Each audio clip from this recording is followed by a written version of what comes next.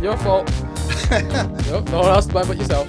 Well, if DJI don't know that we're using GoPros as well, then they've got a long way to Well, go. it's a consumer fight, man. That's just business right there.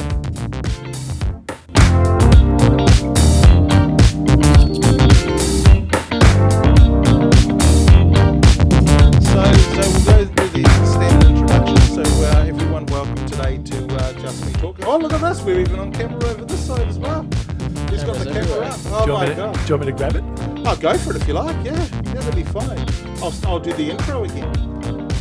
There we go. He's used the stream deck and he's recording on. What are you using for recording on that?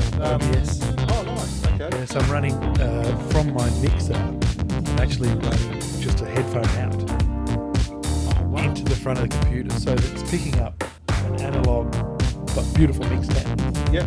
With compression and everything, but then in analog. So it's kind of a compromise. I use the stream deck with Expert and voice mod. Yep. And my laptop is not fast enough to do voice mod and expert at the same time. So I have to decide what one I'm going to do and then decide whether I'm going to record using the Canon or using the computer. But I'm not in a hurry to upgrade our computer just yet. But it would be nice to be able to use expert and voice mod at the same time. Oh, it's brilliant. So Terence, what topics have we got on for today? Well, so we'll just do that introduction again now that we're on recording on both sides. So welcome to Just Me Talking today, and it's not just me talking. I'm here today with Derek from Castaway Studios, and with Terence, who doesn't normally join me for this because he usually complains that I get too political. Just too cool for you, man. Too cool. So what are we here to discuss today, Terence? Well, we're here to discuss some good old conspiracy theories. I mean, it can be wherever the conspiracy theories go, they just go. I just like the flat Earth. Dad likes flat Earth. We're all actors apparently as well. Who knew that? Australia doesn't exist. We're in an island just off the coast of America. Well, I was telling when I was in Denmark, I was telling people right now I'm an unpaid actor because Hollywood won't give me a raise for, doing more stuff for them. So I said, nah, screw yous. I'm going to go find some paid work in the Nordic industries. So I don't know if you're aware of that, actually, Derek. There is actually a very large and well-known group of flat earthers that say that Australia does not exist, that we are all actors. I have heard this. You have heard this? Yeah. And Simon Dan, I'll do a shout out to Simon Dan and to the Creaky Blinder, both of who I love watching because they're both funny and interesting, and they're pommy, which makes them even, well, actually, the Creaky Blinders Irish or Scottish or Welsh. I can't remember. Don't get them confused. Oh, my God. Yeah. Sorry, Creaky. But we'll do a shout out to them because these are the guys that amuse me and keep me laughing about the flat Earth experience. And one of the things that I do love talking about is that we are all actors on the stage. We all walk upside down. And the curvature of the Earth, that whatever it is, per whatever it is, by whatever it is, means that if the Earth was a sphere and gravity exists according to the Flat Earth Society, we would all be walking upside down and falling off the planet. So therefore, Australia can't exist. That's a shame. Yeah, it's a shame, isn't it? Anyway, what else we got? We got some Vertigo talk as well. Well, we'll get onto the Vertigo a bit later on. That's a very serious topic. I'm just rattling off what we're talking about. Yep. I got some cool things about roundabouts that Dad was wanting to talk about. Then we got some talks about the media. Not just us, but Channel 9, Channel 10, that sort of broadcast media sort of thing. Shock jocks as well. Then I'll just rattle off some things that I've learned about from school, from uni, about the Australian cinema. It's one of my classes. Specifically all about Australian cinema. Then we'll slowly move into what's happening on the channel, what we're doing now, what we're going to do next, and then we'll see how big Dad of a legend is, how big Dad. Anyway, Dad's a legend and figured out that there was a bug in the Ronin, so he was the one who sorted that out. And then we'll have a look about found it. I didn't fix it. I just found it. Of course, he didn't fix it. Come on. I said legend, not God. Anyway, he's a legend for finding it. Sends it off for Ronin to fix it, or the DJI to fix it. So it's all working good again. It is now. Yes, yes. Then we're going to talk about some consumerism and talk about what equipment we use. And that's going to all happen in less than 40 minutes. Can you believe me? Can we do it? Could resolve a lot of the world's we be issues strict? in that time. Easy peasy. We just talk about this. I have no problem talking really fast. You know I can talk really fast if I need to talk really fast. Now, if you don't mind me talking really fast, this is I've had not 6 cups of sped up, coffee. by the way. This is not sped up. This is let's get into it. Tim, All right. what did you want to start with? So we'll just start with some conspiracy theories, I think. Well, okay. Well, we've gone through the flat Earth and the Yeah. fact that we're all actors, and Well, I mean, we're all actors, yes. and the latest conspiracy theories we've actually been looking at from the Flat Earth Society is using levels. And one of the things that I need to point out right now is scale. The biggest problem that the Flat Earth Society has is scale. They actually have this belief that the world is only a little bit bigger than a basketball. Therefore, if you look at a basketball, you can see the curve of the basketball, you can see all the rest of it, you can see the drop-off and everything else.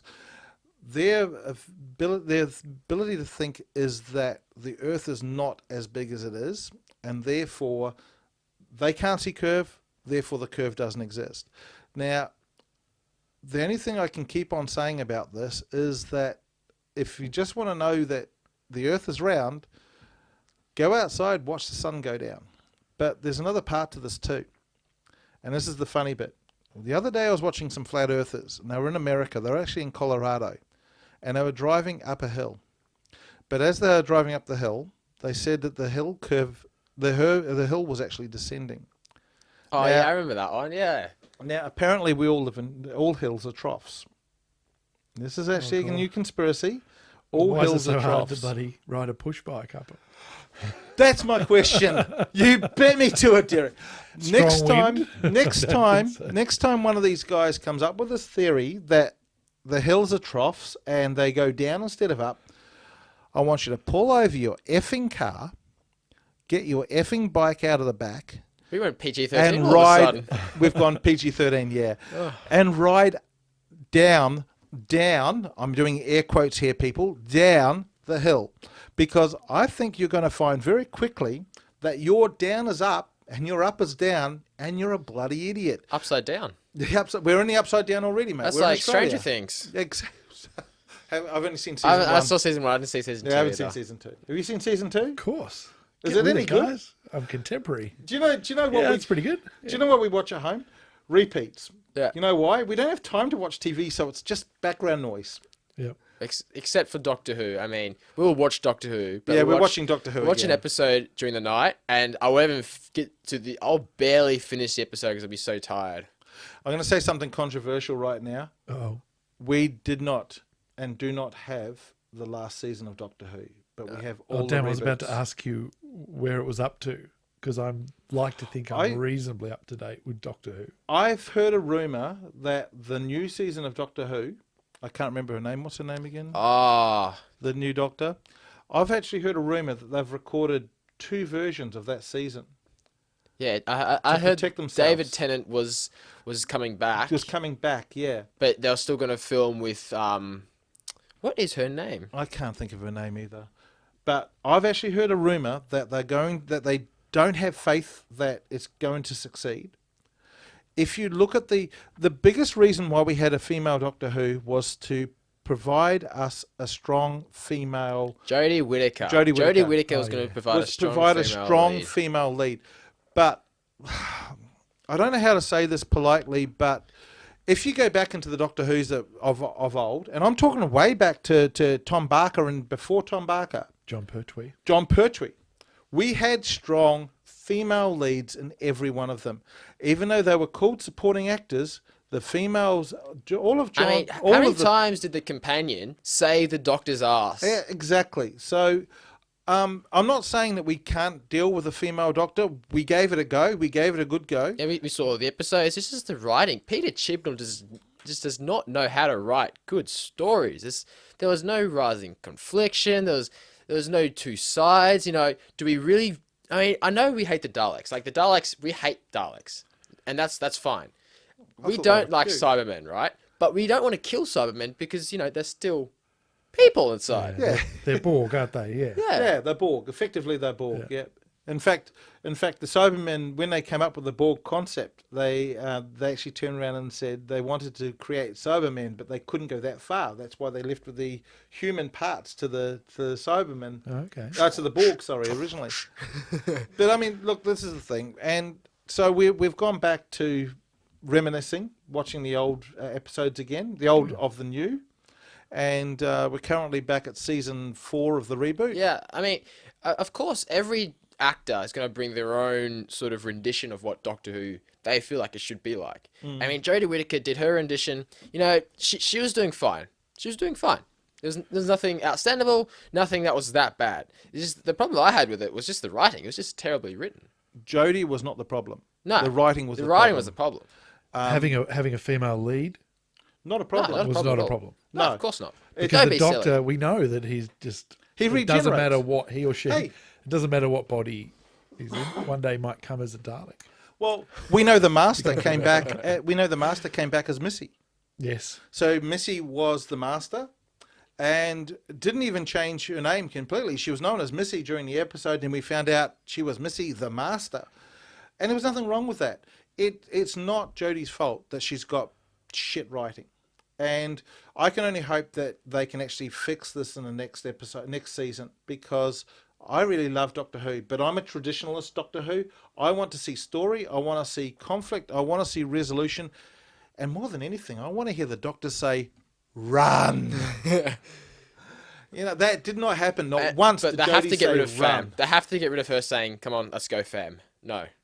Yeah. So Anyway, le- I moving. do have a Doctor Who question. Sorry. go for it. Yeah, Yeah. of course. Because it came up the other day in a conversation when I said, "Who's your doctor? My doctor is John Pertwee, and rolling into at my time, I guess, when you discover Doctor Who when you're a kid or an adult or whatever, it's whoever is the Doctor. So I pretty much, when I started watching it, I'm pretty sure is when Pertwee turned into Tom Baker. Yeah. And it Yeah. was like a bit dramatic for me as a Yeah. 6-year-old or whatever it was. I was like, what the fuck's happening here? So, My doctor was Tom Baker. Yeah. For sure, Tom that Baker. makes sense. If you're He- 47. He 49. Yeah. So Tom Baker is my favourite doctor. I love the scarf. I had one of those scarves so long. My mum knitted it for me so long I'd trip over it all the time because I wanted it as long as Tom Baker's. I learned to knit. My mum didn't really knit much. And I said, but every house had knitting needles for some reason. Oh, in a yeah. box. Yeah. And a box of wool that never looked like it Because you belonged could just to... do a square. And I learned to knit and I knitted my own goddamn Tom Baker. Wow. Well, see, that's cool. the thing. And Terence, who's Well, your doctor? See, I don't really know because I mean, as he said, I started watching from season 1 of the rebooted series, which started with Christopher Eccleston, Yep. and then from every episode, every week that the episodes came out, I just watched them, and after seeing it all the way up to Peter Capaldi, now Peter Capaldi's good one, not quite. I'm tossing always between Matt Smith and David Tennant, always tossing between the two. See, I'd actually go both those as a good runner-up to Tom. But Tom created Unit. Tom was the first. I mean, Pertwee had Unit, but Tom turned Unit into something that was... The Brigadier was a Pertwee. The Brigadier was vibe. Pertwee, yeah. Yeah. But then Tom turned the Unit into a force that was... and I could be wrong because I could be remembering it badly because you got to remember I was like 6-7 years old. I'll tell you what Terence remembered the other day. We were watching and we turned on the Weeping... The Weeping Angels. Oh, Jesus, that still scares me. I had horrors of that. I can't go near a graveyard now. I see an angel. It's like, oh, Jesus, looked at me. Can you imagine people actually in London? At the end of the episode, they flash around. They show all the different statues around London and around the UK. Yep. Can you imagine all those people? They would have been freaking Especially out. if you're like 6-7 years old and you was watching the episode. Yeah, absolutely. So I- creepy. Yeah. So, so Doctor Who, definitely a big plus in my book as far as We're just geeks. learning and growing up. You had to Yeah. watch Doctor Who. Yeah. But let's hope that they fix Doctor Who for the next season. I really love Doctor Who. I'm a traditionalist. I want Doctor Who to be part of my life and my kids' life. But I think the biggest thing about the old Doctor Who was there was conflict, there was resolution, and there was action. I think we're missing a lot of that. And not in the just to last preach season. the whole time. And not just to preach. No, I mean there was no preaching about the bloody weeping angels. There was nothing. Except for the fact that you didn't sleep for 4 nights afterwards because, I you was, know. I'm freaking out right now. So what do you think, the one episode you remember when you were early on, when you were a kid? When I was a kid. For me, it was the repeated, they were on a boat or a cruise ship and time kept looping. Yep. And there was a freaking dinosaur coming out of the water and, Yep. and it was Groundhog Day was going on. No, And that was messed with my head when I was a kid. no, my favourite episode was in the 90s. In my early 20s was The Doctors, when all the doctors got That together. was pretty special. That was incredible because, you know, we saw everyone, and they even had the worst possible version of CGI to put the original Doctor into Yeah. it. Yeah. It was the worst. Terence, I can't explain to you how bad the CGI was. It was up there with Princess Leia. Yeah, Help me, Obi-Wan. It was overlapping. It was overlaying the black and whites of the original Doctor. I can't even think of his name right now. To get him into the same thing and saying, you could even tell the lips were not what he was saying. You know, it was just incredible. Wow. Have you got a favourite, Terence? I mean, there was this one episode. We're actually up to it right now in our little sort Reboot of of reboot of the reboot. It's the Vashnarada, and whenever I saw that episode, for the next like 2 weeks, even 2 weeks afterwards, I was just singing Vashnarada. Remind everyone what the Vashnarada The is. Vashnarada is now, forgive my memory, but it is something. It's sort of, it lives in the shadows and it eats you, sort of thing. So, Terence, yeah. what's the last thing? What's one of the things that Doctor says? Don't Don't go into the don't shadows. go into the shadows.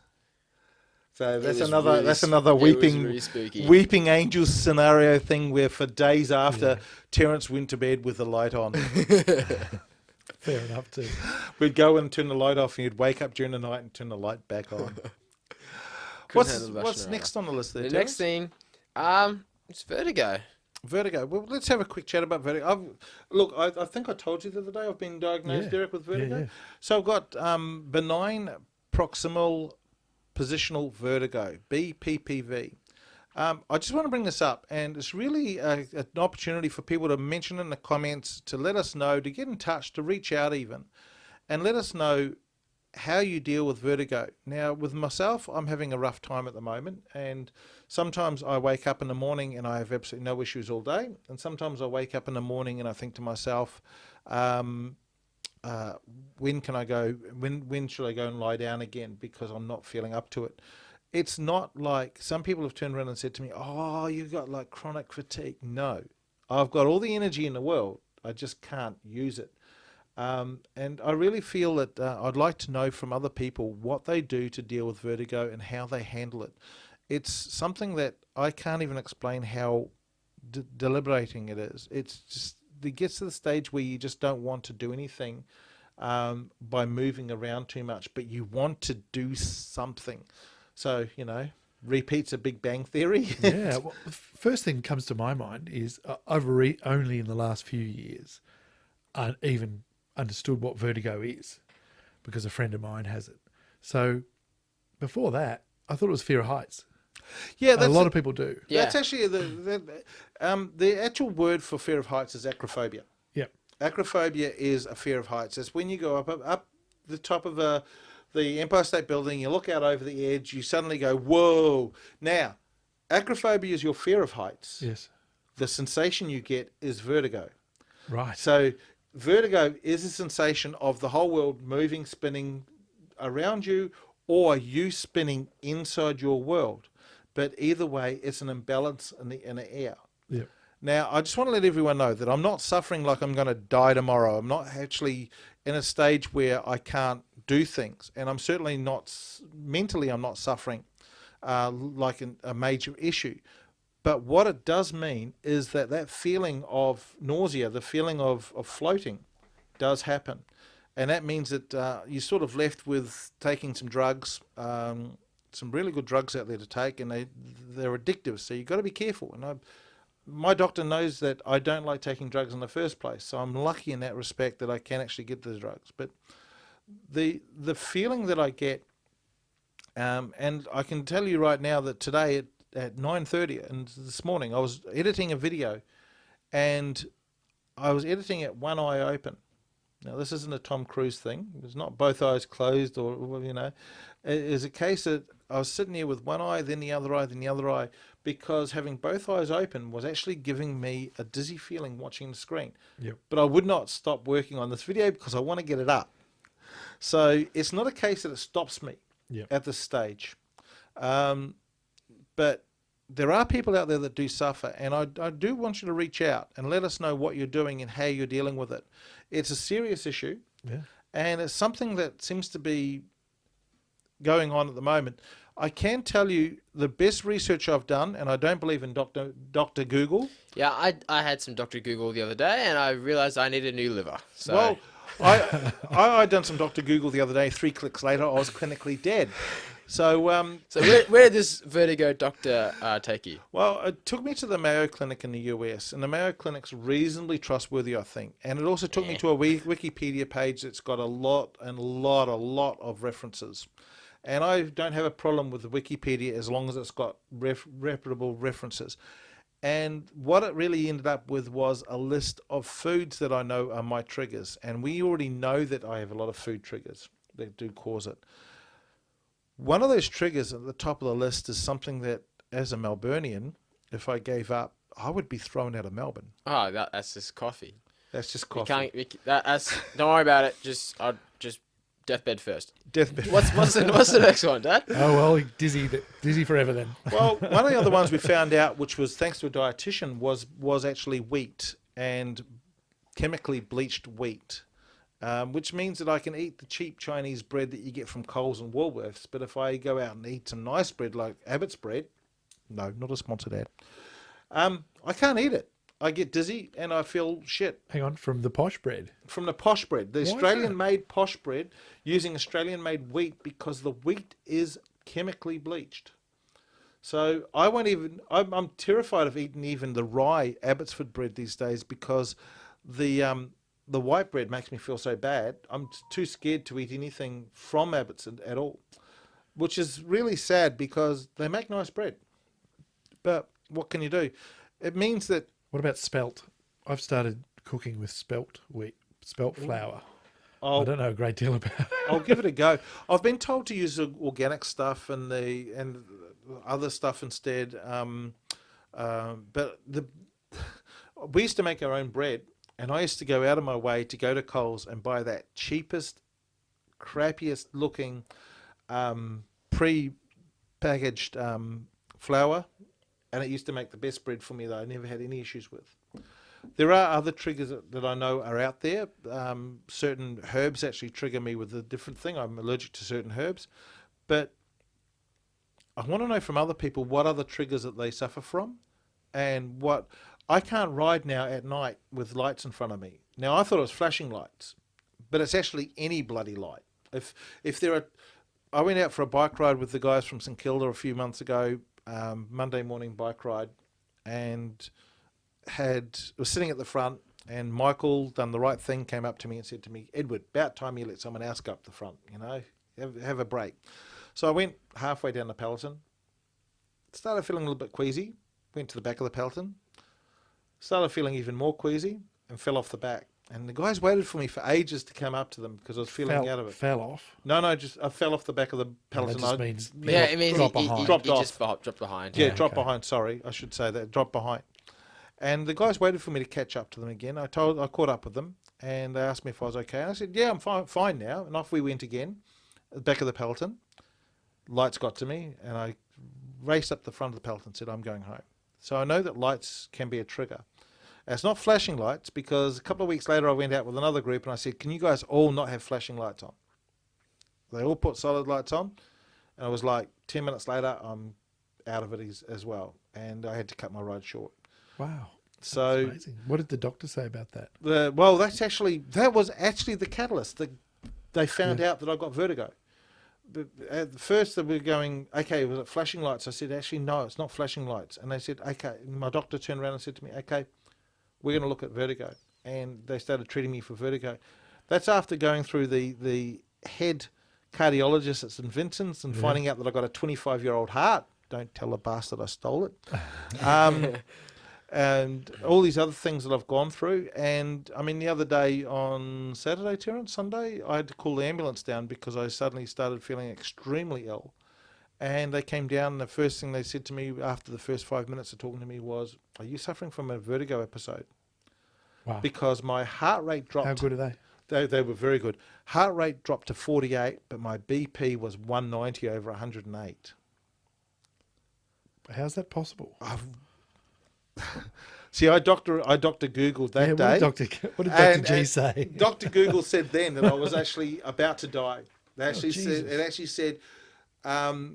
said you need to call an ambulance. So I don't listen to Dr. G. I called my doctor instead and rang my doctor up, and my doctor turned around and said to me, and my doctor turned around and said to me, call an ambulance. Oh, right. So, Second opinion. second opinion actually matched Dr. G for once, but I still don't trust. Dr. G was wrong. It said that I was suffering from a heart issue, and I knew I wasn't. Yeah. But I did not feel comfortable being 190 over 108 with a pulse of 48. Now, a few months ago, I was driving and my pulse went down to 37. Now, if your pulse drops below 35, you're basically into cardiac arrest. Is this vertigo related? Is this vertigo? It's all vertigo related. I thought that was all your inner ear. How can that affect your blood pressure? Because with blood pressure Was it anxiety? blood pressure was the anxiety, Yeah, yeah. but the heart rate is the body sending the wrong signals to the rest of my body saying, I'm not moving. Relax. It's okay. He's not doing anything. Just chill out, heart. You don't have to do anything. And then suddenly you realize, holy And your panic crap. is going bang, bang, bang, bang. Yeah. Wanting to. Yeah, and my watch goes off telling me my heart rate's gone below 45 or whatever, and then suddenly I'm going into white coat syndrome. Yeah. White coat syndrome is a serious syndrome. It's the ability, it's the panic you go through when you come across a doctor. And suddenly everything just went wrong. And I went into a deep spin panic, and that's what happens. And it hasn't happened to me for a long time, but it was enough to trigger me to go into a tailspin. So out there, guys, if you do have any ideas, if you do want to talk about it, if we need to set something up, I know that it's not really well spoken about, and everyone I speak to now turns around and says, It's very my unknown. uncle had it, my just auntie had it, my dad had it. And yeah, it's just very unknown, and I don't know why. It's certainly not the end of the world for me, but I've heard some stories now about people where it has come crashing down for them. Must be quite a moment, finding out that being told you've got vertigo. It was When depressing. you think it could be anything.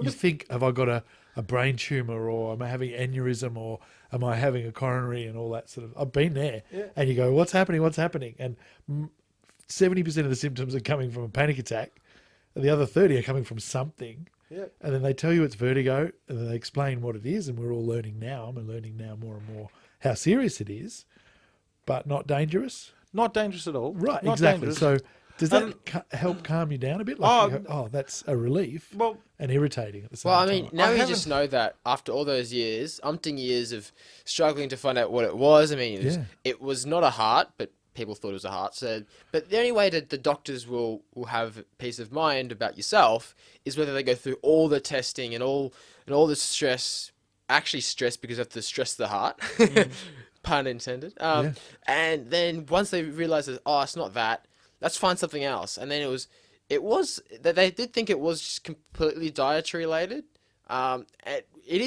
Diet does help or hinder, trigger Vertigo, and I suppose that now we're just trying to avoid sodiums and too much sugar and all the good stuff. Actually, sugar is not a trigger.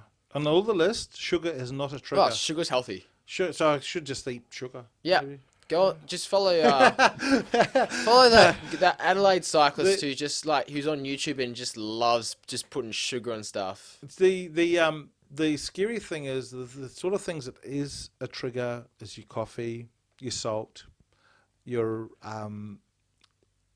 the chemically altered, and I'm not talking about genetically altered. I'm talking about chemically altered food. I don't have a problem with GMO, but I do have problems with the way that we deal with the chemicals. So, and that seems to be the biggest triggers for me.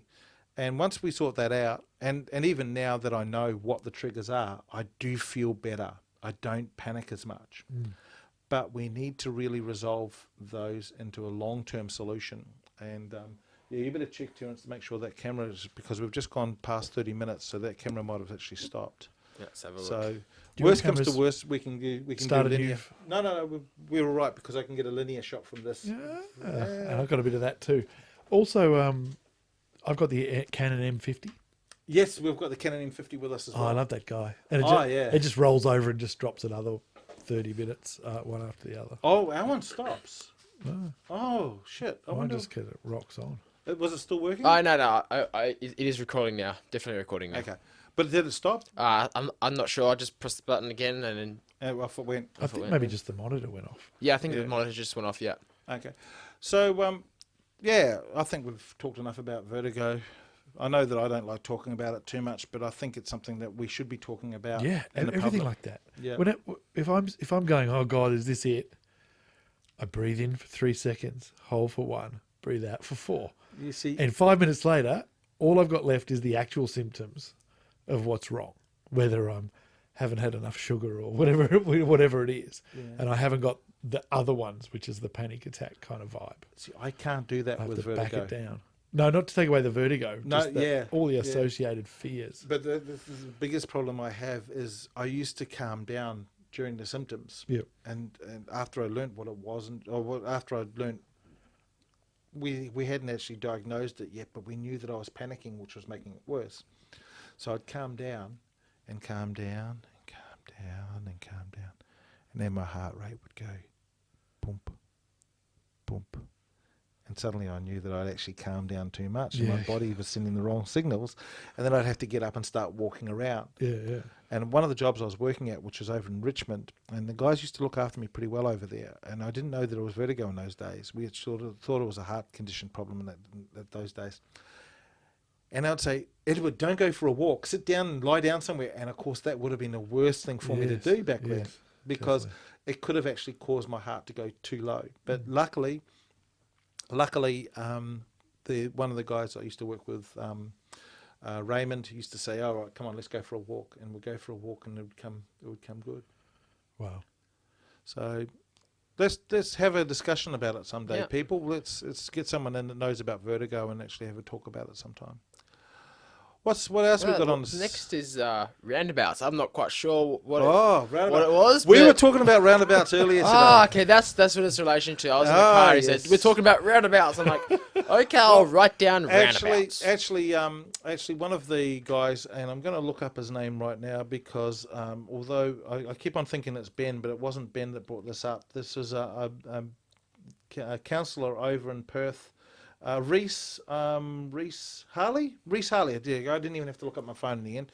Reese Harley brought up the fact that they're going to put in a new roundabout, and he said that they're ideal for pedestrians and cyclists. And the biggest trigger today was what Derek said to me about roundabouts, actually. What are they? What did Derek say to me about roundabouts today? He turned around and said, when cars stop for me at a roundabout, what did you say you do? Oh, what does my head in for me? And I've got little kids, right? I'm trying to teach the little kids how to not get killed by cars on the road. It's part of my job, right? So As a dad. as a dad, but it absolutely blows my mind that a car approaching a roundabout when we're waiting to cross the road will it's not the kindness that blows my mind, will stop and go, come on, and wave to my children to cross the road. But they're not referring to the other lane of cars coming the other way. Yeah. So my kids could, if I wasn't there that first few times before I ranted at them about never do it, if that person is directing the kids to cross the road, go on, I'm very kind, I'm letting you through, then the kids could go, cool, that grown-up has given me indication that I'm cool and they want me to go. So if they run across the road, then another car coming the other way comes around the corner, bam. It just fucking blows my mind how people could think, I know I'm gonna wave kids to cross the road right in front of me. So every time I go and I put my hand up like a beginner copper in the city, you know, when you see it, see? And I put my hand up, I go, no, you, and I point straight up, I go, you drive. Yep. And I hold my hands in front of it out like that, like some kind of, remember Flying High? Like the guy guiding the aircraft. Yes. This kind of thing. And you have to be, when you're directing. Where are the toilets? Over there. Yeah. Boom. Yes. When you've got to make your intentions completely and utterly clear. And after I've made it clear, I turn my head away from the driver. So they can't keep going, no, you go. And I say, wait here, kids. And I wait till they drive on. Because it's fucking absolutely the worst, deadliest thing you could do is to guide kids to run across the road. Now, for those that aren't aware, the law states in Australia that cars only, or vehicles, have right-of-way at roundabouts. In fact, motorised vehicles have right-of-way. Even bikes are secondary. Push bikes are secondary at roundabouts. So what we usually say to cyclists when they enter a roundabout is take the lane. Do the best they can to take the lane. Make sure they're in the centre of the lane going through a single lane roundabout. But what Derek's saying is absolutely 100% spot on. If a child is going to, or if an adult stops to let children go across, please encourage your kids to wait. Hold them back, because that lovely driver may not be aware that they're actually potentially causing a crash from the other direction. And what we need to make sure is that until the laws change in Australia and pedestrians are prioritised, that we make sure that we drum into our kids, drum into ourselves, that it's not okay to run across the road. Now, I'm guilty of it as well. If I see someone like an elderly person or someone who wants to cross the road and I'm coming up to the roundabout and I think to myself, there's no one else around, I'm going to protect this person. It's really good feeling to know that you're helping out. But if I see kids, I won't do it for kids. I'll do it for the elderly. I'll do it for someone that may be infirmed, or even someone that's got, 100 shopping bags. But that's because they're going to look after themselves when they get past that halfway point. But kids are not like that, are they, Derek? They're going to run straight across. And you're teaching them the wrong thing. And it doesn't. I mean, we don't mean to say, or when you're driving, just speed right through. We're saying, still slow down at a speed where you don't, not going to hit them still. But if you had an opportunity to give them way, maybe not give them way. Now, it is also important to know if you drive and you don't ride a bike, or even if you do ride a bike and you don't know the laws, it is illegal to overtake another vehicle inside a roundabout. Now, bikes are vehicles. So, serious point in touch here. We need to point out that you cannot overtake a bicycle in a single lane roundabout once you've entered the roundabout. And you enter the roundabout the moment you hit the median strip, the median barrier, not actually at the circular thing in the middle of the road. So if a bike's in front of you, let the bike go. If the bike doesn't take the lane, that's their issue, not yours, but they are already in right of way if they're in front of you. So let them go. It's really simple. We're talking about human lives here. It's really simple just to let them go through and just let them finish their job. They're going somewhere just as important as you are, and they're just as important as anyone else. So if you see kids on the side of the road, think twice before you pull over and stop to let them go across. Even if you can see the roads clear ahead of you, it teaches them the wrong thing. One day they're going to see a car slowing down and they're going to think, oh, this person's going to let us go. And they're going to run across the road and you just don't know what's going to happen. So always bear in mind, especially with kids, younger people that are distracted, the law states that you're supposed to go through the roundabout and the pedestrians go last. Until that law changes in Australia, and I hope one day it does, let's just keep in mind that we need to stay inside the law and go through that roundabout. At the same time, if there's a bike in front of you, anyone else in front of you, let's make sure that we don't hinder them, and let's make sure everyone shares the road safely. So that's my PSA today. Hey, I've got a on that topic, a question or a statement or a Go for it, yeah. grudge or A grudge. or a Just a cry for help. ramble. Just a ramble, we'll call it. A random- when you've got I find there's a few roundabouts around the traps now that have got a bicycle lane. That's an extension of, it's a bicycle lane on the road. It goes through. And it yep. goes through the roundabout or around the roundabout. Yep. Right. My call is for cars to don't be dickheads, right? I'm going to be more dramatic than you. Do exactly what Ed says. But I want to also put something out, and this is a dialogue that really needs to happen. As a cyclist at heart and a two-wheel, as a Vespa rider, primarily, that's how I see myself, even when I'm doing a couple of years without it. I beg cyclists who aren't aware of driving larger vehicles to not enter the roundabout going, well, there's a lane for me and a lane for that van or that truck. Cool, I can jump in there because that's my lane. It is not to be you're taking your life. I don't know what the legal is, but I'd say you're taking your life into your own hands going, cool, I don't have to give way to the truck that's coming around the roundabout because I've got my own lane and he's got his lane. That truck is trying to turn a very tight corner and it's just your own life. Well, Whether it's your right or not, don't die. I say this to kids every day. We're crossing the road. Even though you've got a green man going, dut, dut, dut, dut, she's cool to go. Just look. Yeah. Don't die don't assume. just because of your rights. Yeah, exactly. You know what I mean? Yeah. Please be careful. Just because you're right, you've got the right doesn't mean you want to die doing it. Yeah. Well, let's go through and look at the legal ramifications and our recommendation under the Australian Cycle Alliance. Yep. The law states that even if you've got a bike lane, if a car enters behind you and they are allowed to overtake you in this stage because you've got a bike lane in the roundabout, if they're turning left, they have right of way regardless of you. So you're going to get cut off by the car if they're going to turn out of that roundabout before you turn out of the roundabout. So we always say, as the Australian Cycle Alliance, take the lane and ignore the bike lane because those bike lanes are deadly. And we know how many crashes have happened, especially up in Cairns, there's one, that so many bikes, it's a 5-way roundabout, and bikes have got their own little green paint, and green paint is not force field protected. Yep. And the cars come round, and the cars decide to turn left, and the bikes are going in the bike lane, and suddenly there's conflict. All I can say is that to anyone that's designing a road, if you design a roundabout like that, I'm gonna actually drop the F-bomb for probably the first or second time. You're a fucking idiot, because if you're going to do a roundabout with green paint, no one's going to be able to follow and understand the road rules on it.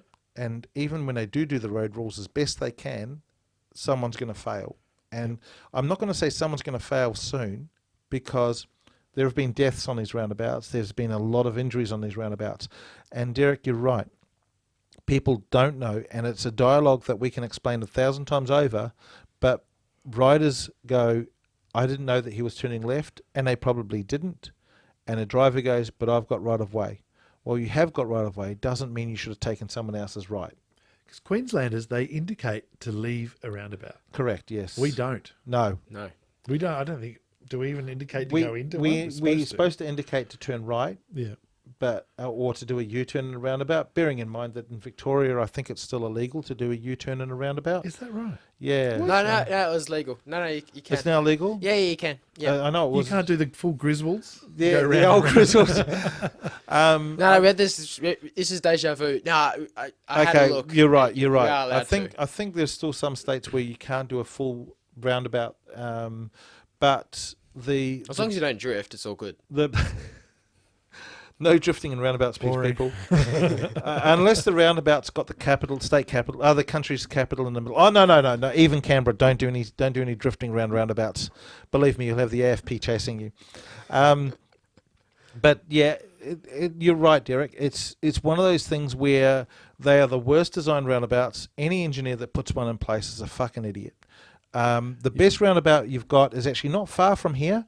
You've got a brand new roundabout that they put in where they recessed the roundabout for the cyclists about 2-3 meters back from the actual roundabout itself, and the cyclist has right of way, as do the pedestrians at that one. And I love those. Do you know where it is? Cardigan Street, I think it is in in Carlton. Right. Not far away from here. I know it by going to it, but I'm useless with street names. God, I only learned. Oh, that one. Yeah. Those ones there are really good as well. They are. So the green paint isn't actually on the roundabout. It's like 3-4 meters back from the roundabout, and when the car goes round the corner, they see the cyclist going through, and they stop and they wait. Yeah. And that's basically what we call a European roundabout, and they work really, really well. Do you know what they're doing in UK right now? They're eliminating the roundabouts and going free for all. What? They've Giving a bit found- of Hanoi. The bit of Hanoi, yeah. They've discovered that if you take away the roundabout, people don't go fast through it. They go, shit, I've got to be careful. I don't want to get my car dinged up. And they actually take their time going through the intersection. And it's working. Have a look at Bristol. So Bristol's got two of them. There's no Mad Maxing there. There's no Fury Mad Road, Maxing. There's no massive truck just going and just going straight through. No, none of What that. about with this amazing sociology experiment when the traffic lights go?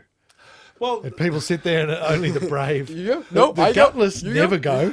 you The know, brave charge on through. that happened to me at Punt Road a couple of weeks ago when they were doing that new section of Punt Road, the continuous lane. Yeah. And whatever happened, they were doing the work there and the lights went out and I'm approaching them and no one's moving. And I'm going behind them going, just go. Someone has to make a move. Yeah. And they're starting to build up. And I just go, lean on the horn. And yes, I know, you shouldn't use your horn except for in emergencies. Leaned on the horn and went, just go. So the guy started to nudge forward. And as he started to nudge forward, he noticed that everyone else was waiting for him to go as well. And he rolled through. And then we all rolled through. And then I looked behind me and someone had done the same thing from the other side. Remember when that used to happen organically, Yep. Derek? It wasn't that long ago. It wasn't that many years ago. So, yeah, you're right. The big psychological and sociological experiment of turn off the lights and see what happens. Yeah. Terence, you've only probably seen this once or twice in your life when the lights go out, usually during a power outage. These days, most lights have got a battery backup on them so they can keep running. But you know, The cops roll up pretty damn quickly when They really because- do. with the white gloves, white Yeah. gloves. And then we've got the flying high thing again. Over there. What else have we got there? Well, Terence? we got media control. I think Dad in the car wanted to talk about how Now, the dying of media control, and I will fight him to the death on this one because they are definitely not losing control here. no, They're definitely gaining. Now, you see, I went quiet when I said this to Terence because I did want to give Terence the opportunity to have a go here. We're at 51 minutes of the actual blog of the broadcast. This thing here. Well, no, No. of the vlog. Ah, sure. So I really don't want to go past the hour if we can help it. So we might actually cut it short a wee bit. But let's have a quick talk about this. My belief is that the more we talk to the media, the more opportunities we have, the more that we calmly discuss things with the media, the more the media is changing their attitudes. What I'm saying is that the Darren Hinches, the Neil Mitchells, the John Faines of the world are losing control of the hearts and minds a little bit at a time, but it's slowly happening that people are not listening as much as they used to the shock jocks. The View on Channel 10 today, all the early morning shows are losing their viewership because people are going, I can now watch Netflix. I can watch something else in the morning. I can watch this. I can watch that. So the only times you find these shows are actually in the doctor's, in the doctor's surgeries. So I'm not saying that they've lost control, Terence. What I'm saying is they're losing their audience. And in losing their audience, they're losing their appeal. And by losing their appeal, we're slowly taking back some of the... Look, there wasn't that long ago that we had, 5 prime ministers in 5 years in Australia. And I'm saying that time is disappearing. We're no longer parliament by Twitter or parliament by shock jock. We're starting to be a responsible country as far as...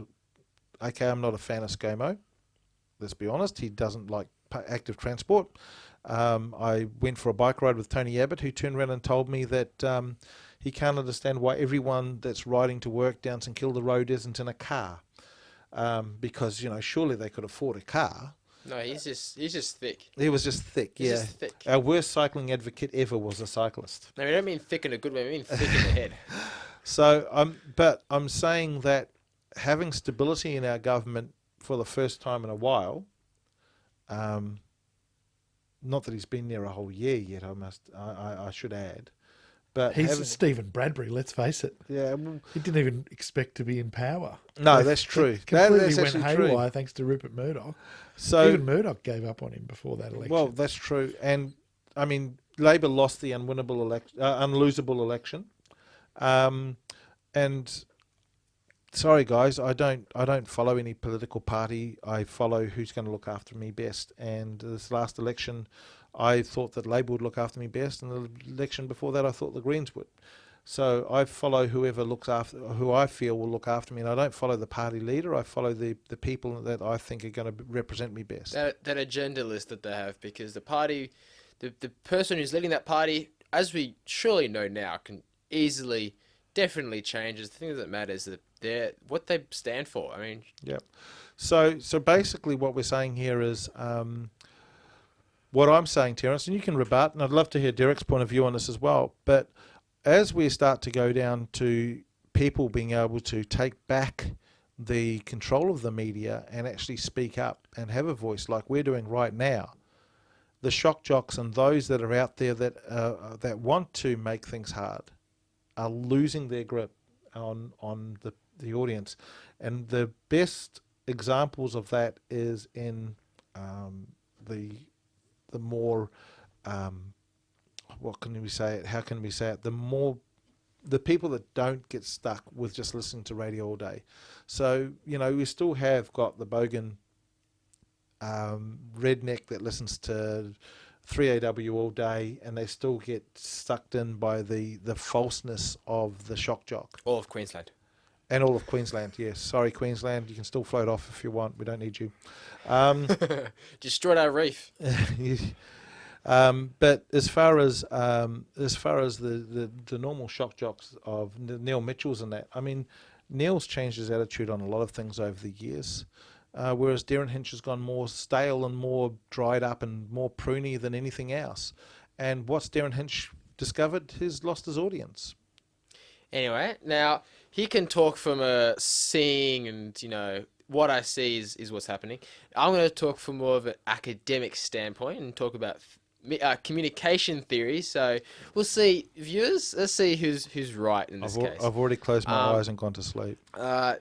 Well, you can do that. I mean, you still... The person who's really caring right now is the audience. I mean, I never listen to you anyway. But what Dad was talking about was the hypodermic needle theory. And yes, that was a massive... That did influence people back in the days, or that they say it did anyway. And right now, yeah, no one really does sort of follow the shock jocks as much. And they take more words into account. They don't just listen to one person and just follow them till the cows come home. But it's more about, big media's companies, sort of like Channel 9 and Channel 10, just flooding everything with one agenda. So, and one standpoint, and flood everything. Flood all the news feeds with that one sort of thing that they believe in, and that slowly changes people's minds. Now, to that, Terence, I do agree with you. And Channel 10, Channel 9, Channel 7, they all have agendas. So does ABC. So they all have agendas, and we know that. And we should not be comfortable with that. The news should report the news, not report opinions. But that's something that I think will slowly change as well, because now that everyone's on YouTube and doing their thing, But then, everyone's of course, got their opinion as but well. of course, I mean, who says that individual person on the old TV screen or phone screen isn't also backed by a political person or an ad company? Yeah, I know who that are I doing that I sponsored- agree Who are with. just doing sponsored content. So it's sort of changing and morphing. You know, we're always being manipulated in some way, shape, or form. It's that we're no longer being told from a person behind a radio thing or behind a car stereo. It's everywhere as well now. So my thing is that we're losing, the shock jocks are losing their grip, but unfortunately I still say that anti-social media like Facebook and all of that, where you silo yourself into your groups and your friends. I had a vegan that followed me for a long time and we were good friends, and he unliked me on Facebook because I said something about meat. And now I've got an entire section of my Facebook now where I don't associate with any vegans, except for one back in New Zealand. And that means that I'm inadvertently siloed from that subject, that conversation. So, and that's his fault. He didn't want to talk to me anymore, so that's his fault. And that's social media, or as we call it, as you know, I call it anti-social media. So the problem isn't shock jocks anymore. The problem is now the whole Russian experience we had in the US. Yeah, of course. Where the anti-social media is becoming the biggest problem. But I still don't think that we are politics by Twitter anymore. I think that we're starting to grow up out of that. No, we also have to remember that there was a recent, well, not recent as in happened yesterday, but maybe like a year or two ago, I can't remember which Prime Minister did it. There was a lot of them. But I think he changed the rule where now one person or one group of people can now own 3/4 of the media, and also publish to more than 75%. No, sorry, the other way around. Can no longer own. One person can now own more than 75% of the media, and publish to and can publish to all over Australia, where it used to be one person cannot own more than 75% and cannot publish their agenda to more than 3/4 of the population. So that's just changed. So now, one person can still change the whole thing by just flooding everything. And have done. Yep. All it takes, if you line up the Herald Sun front pages in the lead up to the federal election where Tony, the onion muncher, Abbott gained power, it make me nearly vomit on the spot when I saw that all in a row, because it was just disgusting. And from then on it was like, well, this war has to come out of the intellectualizing discussions and stuff like that. And if someone says, I work for the Herald Sun, they're part of the problem. Yeah. Dramatic, yes, you are part of the problem. You're not. I'm not going to go so far as saying I just worked in the guard tower at a fucking prison camp or something like that. But you are part of the problem, because you've got to stand up and say, I'm not being part of this organisation. I'm not taking money, this blood money. Because those got me here. I'm triggered. Yeah. He's triggered. But I'm actually going to say this. He actually does look triggered right now. But when the headline of a newspaper that cafes still put out, because you're meant to have one of each, Age and Herald, still do that. When that says, Tony is our man. This is a guy who's in an election campaign from one side and says, Tony is our man. And saying stuff like against Julia Gillard about her being a bitch and stuff like that. Like there was a campaign. It was a propaganda campaign. Absolutely. In a newspaper. And that was the beginning of my understanding of how it worked. And Terence has hit the nail on the head. All the subtle stuff that they do and don't mention. If you look through a newspaper and look through the general feel, it's like 20% that way. Yeah. So it feels like it's news, but there's no mention of this, no mention of that. Yeah. If the government are doing something evil and passing a terrible bill, there'll be something in the Herald Sun about sharks or bikers. Yep. There'll be total bloke bait. Yep. Right? There'll be something headline about some kind of raid on a biker's. Or a cyclist was seen swearing at a Yeah, Yeah. there'll be something like that. You know, it makes me sick. You know the names of the newspaper though, don't you? The official names. It's the Herald Scum, Yes. the Daily Telegraph, and the Courier Fail, and that's just the East Coast. And the best thing that the best thing that the Murdoch newspapers ever done was put up paywall. Okay, I'm going to say thank you right now to Murdoch for putting up paywall, because so much of your moronic, stupid-assed, blind followers of that you have that follow your newspapers without actually doing any research at all can't get to your news articles anymore. Thank you for that. And you just made them slightly more poor every single day. Exactly. And you're making the country smarter every day by not letting people read your stupid ass moronic articles that don't go anywhere. There's also the Advertiser in Adelaide, I think it is, as part of the Murdoch group as well, which is the Adfalia. He owns a lot now. He owns a lot. Yeah. But as it goes, I think that as the journey goes on, we do have it within us to change things with podcasting and various independent media and stuff like that, and social media and people getting together and whatnot. But there's not enough time. Yeah. That's a gradual change. Oh yeah, and these guys are controlling like decades for massive changes to happen in the exactly. media. We don't have decades because primarily climate change. Yeah. It's like it's not just. I mean, I used to say, I've got to do something because my kids won't get a tertiary education, because by the time these right wingers get in and have control for 10 years, we won't be able to afford it. Be like America, so they won't be able to go to uni, right? But now it's like, well, we're all doomed, really, and they just keep on covering it up. For I have this horrible little saying that I have with that, and it's baby boomers created the problem through the Industrial Revolution, continuing into what it is now, or what it was, I should say. The X-Gens, us, my age group, your age group, we came along. We didn't recognise it, but we decided to enjoy living in the age of growth. Yep.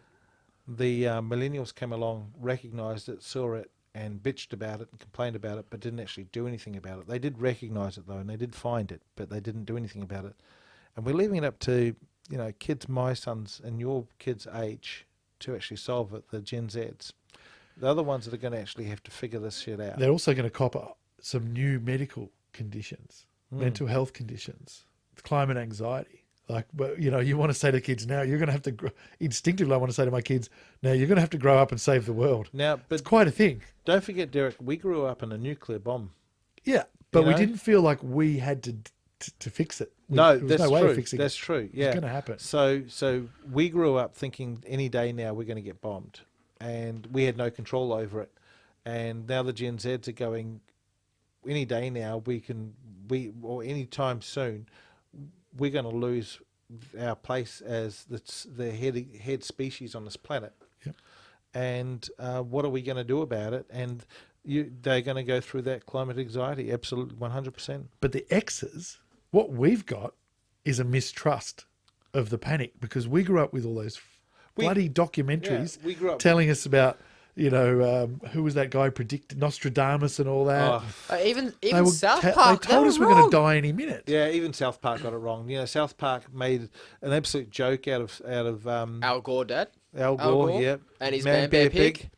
Of course, And- Man Bear Pig. Of course, at the time when I saw it, I thought Man Bear Pig was just some sort of goofy, funny monster. But now, as we're watching the episode, he's talking about climate change. Yeah, and unfortunately, fortunately, South Park realised that they got it wrong 10 years later. Yeah. And took back on their episode and talked about it, and actually talked about it. And they use like what I found funny about the episode is that it's no longer haha, that's so dirty funny. It's more haha, more serious message funny. But what they're saying in the episode was that the whole climax of it, fighting between Man Bear Pig and and even the devil made an appearance. The whole climax of it for the big fight face off was in a courtroom, which was hilarious because there's a massive fight scenes, all these drama, and then cut away into a a little room with 2 lawyers. Yeah. Now, Terence, we've gone way over time. So one last thing is pick one last thing.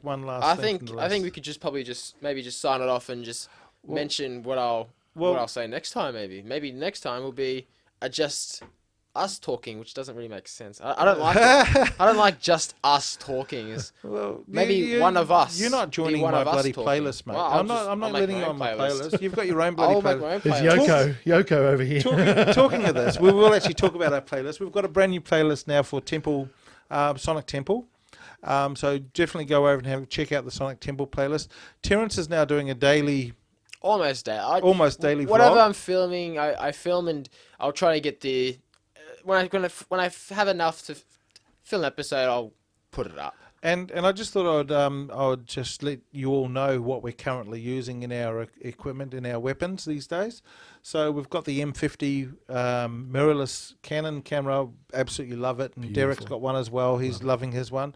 We've got the Canon 80, which we still use as our primary video camera. For some reason, it just gives that little bit extra result. And I don't know what it is, whether it's the lenses or what it is, but it's a bloody good camera. Out of the rest of the arsenal, we've got 3 GoPro 7s. One of them is a Dusk. Now, let me tell you about the Dusk. If you want to get a camera that does an extra 6 minutes of recording time, buy the GoPro 7 Dusk. It does 6 more minutes, but that 6 minutes can be the difference between the end of the race. That last lap. That last lap. That last and lap not getting hurrah that you want to get on camera. Yeah, that's my phone beeping away like crazy. Oh, is it? Yeah. Yeah, I actually kind of feel like that film... I'll mention it later, but it's Ryan Reynolds and Denzel Washington that did a film. Yeah. Safe House. So we've got now for the 360 cameras, we've got 3 that we use now on a regular basis. We've still got the LD ones, would you believe? They still actually have their place on our list, but we don't really use them that much. Nowadays, we're using the Samsung Gear 360 as our primary 360 camera when we do photo shoots, etc., and especially for Google Earth. We've got the Insta360, which we do for action, because it does have a much better frame rate for action. It does a great job. And we've got the Qualcomm from Candoa, which has got the VR and the 360 on it, and it's a brilliant camera for what it does. It does have a little bit of trouble in low light, even though it says it's got a low light filter on it. It does not. The primary cameras we have for sports is the Osmo action camera. Our primary drone these days is the Mavic Pro 2 and still the Mavic Air, which still actually holds its own. Our primary audio setup is we have the Rode pistol microphone, which we still use on our main camera, but we also now use the Rode Go for cordless, so we can mic people up, and check out Tiffany's interview for that. And was there anything else that we use primarily, Terence? I don't know. Lots of tripods, Lots lots of of stuff. selfie sticks, lots of other bits and pieces. But the primary kit that we use these days is about getting us in and out. So you're still going to see us doing the hard hitting, really fast, really rough stuff. One thing I will tell you though that's coming up soon is Michael Blackford has agreed, finally, yes, celebration time, to come out and do a graffiti photo shoot with us. And when we do that photo shoot, it's going to be a video vlog, and we're both going to produce it in our styles. Our style is a lot rougher than his. He will probably give us not only a new level of graffiti, he will probably do something like having map walking and everything else with his one. So I'm going to turn my phone off because I know who it is that's messaging me, and I haven't got time to deal with that right now. Sorry. I can't turn it off. I'm attached to the other camera. So what I would say is, if you do want to get in touch with us about what we use and how we use it, feel free to get in touch. We love doing collaborations, and that's why we've loved coming down here with Derek today. And Derek, we thank you again for inviting us down here. Been a hoot. And what we do want to see though is more comments and more people interacting with us. We really do enjoy it, and we do actually answer and respond to everyone at the moment because we're still small creators. And we'll catch you again the next time we do a vlog like this. Terence, you got anything else to add? Nah, just whatever you say to sign it off the videos. It's like, We'll do that in a moment. We'll let Derek finish anything he wants to tell. Well, we will actually sign off the Just Me Talking. So I'll sign that off, and then we'll go back to how Derek does a closeout and everything else with people and all the rest of it. So you happy to go? yeah, let's do All that. right. So everyone, just from me and from Terence and Derek today, thank you very much for listening in to us. And as I always say, stay informed.